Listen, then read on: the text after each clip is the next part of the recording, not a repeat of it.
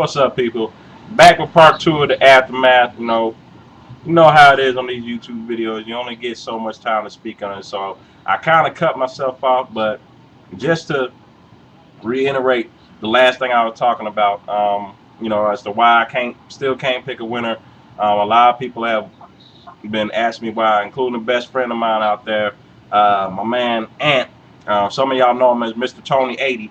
Um, he's especially, been sending a lot of comments questioning my boxing knowledge, and you know, it's not that I can't make a pick just based off of my knowledge and the things that I do know about boxing.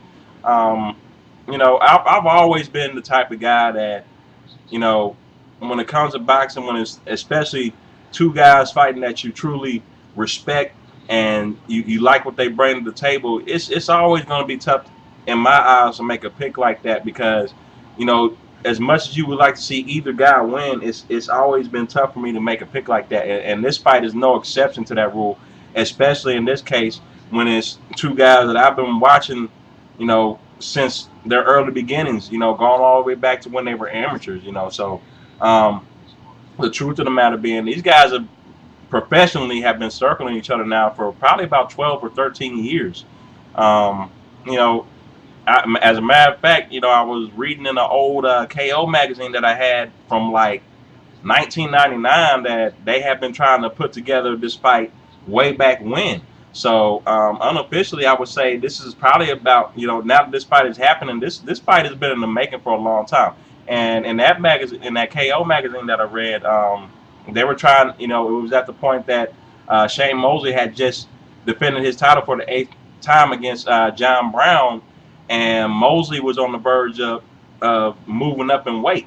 So at that point in time, they were trying to get him to, you know, not so much stay at lightweight, but fight a catchweight bout at about 137 pounds, to 140 pounds possibly. Giving Floyd a little bit of leeway to possibly move up in weight and fight at a catchweight. And you know, really, what people need to understand at that point in time, yes, they were both champions and everything, but at that point in time, it was hard to market Floyd and it was hard to market Shane Mosley, even though it probably would have been a great fight way back when. But people fail to realize, you know, between uh, 97 all the way up until the early 2000s, let's not forget, Shane didn't really get his just due until after he fought De La Hoya in June of 2000.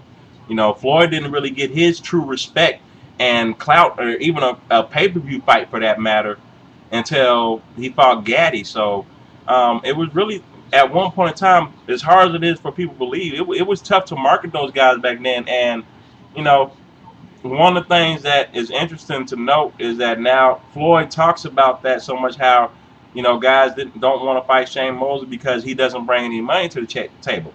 But this is what you need to realize, people. Shane Mosley at one time was a high commodity, and let's not forget, he was the number one ranked pound for pound fighter for about 2 years.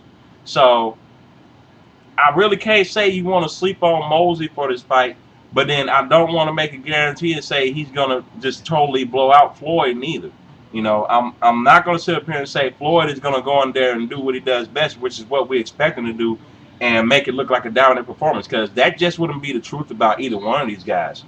So as fighters, I respect them as people. And more so, I love their fighting styles. I always have. As far as me not making this pick, just bear with me. I do have a pick coming.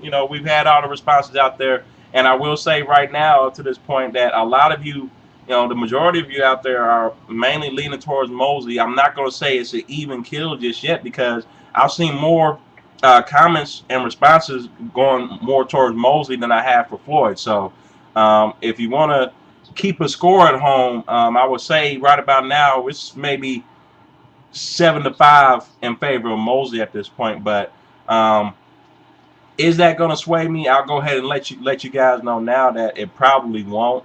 I had the final say so on that nonetheless. But like I said, it's really hard for me to make a pick on the fight, and this is the reason why. These guys are really two of the best at what they do, and we'll see what happens. But that's the reason why I just wanted to reiterate that. And thanks a lot for listening.